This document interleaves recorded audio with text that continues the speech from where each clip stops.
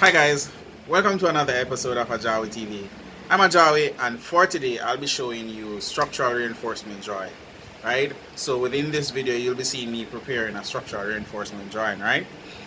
So without any further ado, let's get into it, alright? I hope you like it.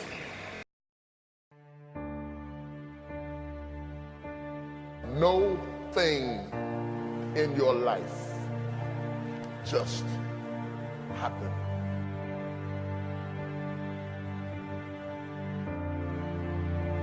There are some things that you learn in the process, in the painful grappling of climbing up to a place rather than being zapped to a place.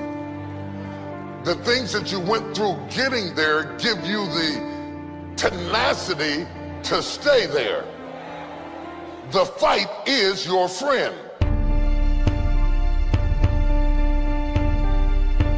My life was shaped in part through tragedies. And the weird thing about tragedies is that they don't tell you that they're shaping you.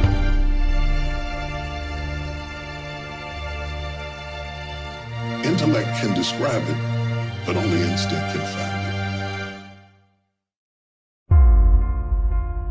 it. People always remember and talk about how you made it, and you're king, or you're the president, or you're the pope, or whoever you are, but they don't understand what all you went through to get there. By the time I figured out what life was all about, it was time to go. I've been sick before, I made it. I've been broke before, I made it. I've been brokenhearted before, I made it. I cried all night, but I made it. I've been betrayed, but I made it. I've been lied on, but I made it. I've been destitute, but I made it. I've been rejected, but I made it. Sometimes when you're imagining how things are gonna go, they don't go the way you imagined. And if you're a weak person, you will quit because it didn't go the way you imagined it.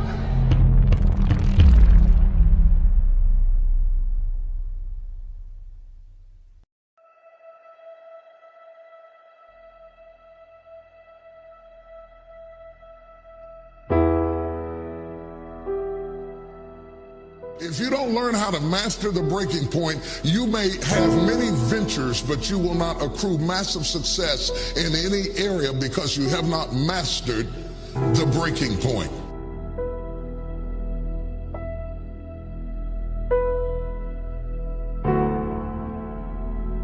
Every time life runs you to a breaking point, you will give up and quit. You will back away and run. You will say, this is too hard, this is too emotional, this is too stressful, and you will back away. You cannot be a champion until you have survived a breaking point.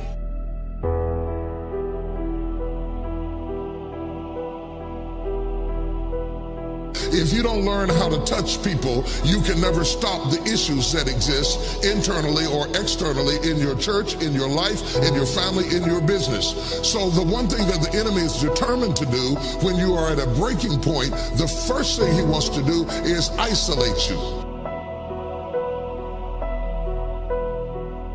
The only thing wrong with your dream is that you're trying to do it by yourself.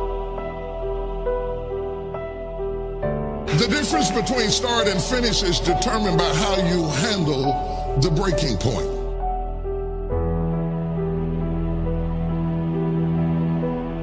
In the process of going up, whenever wheat comes up, tear comes up to the same proportion. Or let me say it in a way that's familiar to you, new levels bring new devils. So while you're coming up, on one side, your haters, problems, situations, circumstances, responsibilities, debt factors, bills, organizational infrastructure needs all come up at the same level. That one fact, you can't come up over here and not come up over there. They both grow up together.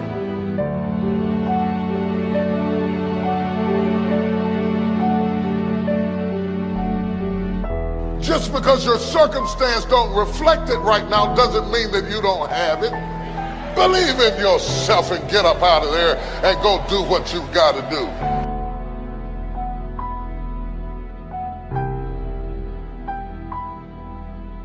The whole world has turned its head to hear what you have to say. Do you have something to say or not? What you do over the next few months will determine the next few years in your life.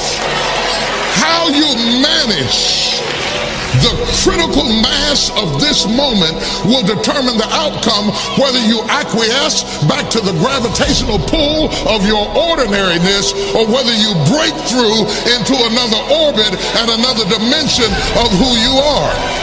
I would suggest to you that everything you have gone through in your previous dimension has prepared you for this next dimension, and you're right on the verge if you can master the breaking point.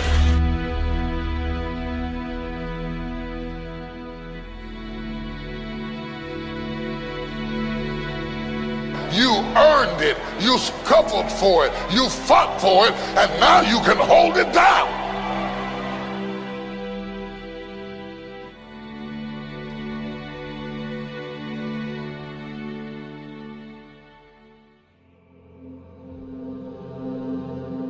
Let's imagine for a few moments what our life would be like if we could access, let's say, 20% of our brain's capacity. There are more connections in the human body than there are stars in the galaxy. We possess a gigantic network of information. People say you have to have a lot of passion for what you're doing, and it's totally true. And the reason is because it's so hard that if you don't, any rational person would give up. It's really hard, and you have to do it over a sustained period of time. So if you don't love it, if you're not having fun doing it and you don't really love it, you're gonna give up. The difference between success and failure is opportunity. Every day I'm hustling. Because if you're willing to go through all the battling you gotta go through to get to where you wanna get, who's got the right to stop you? I mean, maybe some of you guys got something you never finished, something you really want to do, something you never said to somebody, something, and you're told no, even after you pay your dues. Who's got the right to tell you that? Who? Nobody. Don't let anything stand in the way of the light that shines through this form. Risk being seen in all of your glory. Find new territory. Break new ground. Ask yourself what makes you come alive and then go do that. Because what the world needs is people who have come alive. Dreams without goals are just dreams, and they ultimately fuel disappointment. Goals on the road to achievement cannot be achieved without discipline and consistency. But no matter what challenges or setbacks or disappointments you may encounter along the way, you will find true success and happiness if you have only one goal. There really is only one, and that is this: to fulfill the highest, most truthful expression of yourself.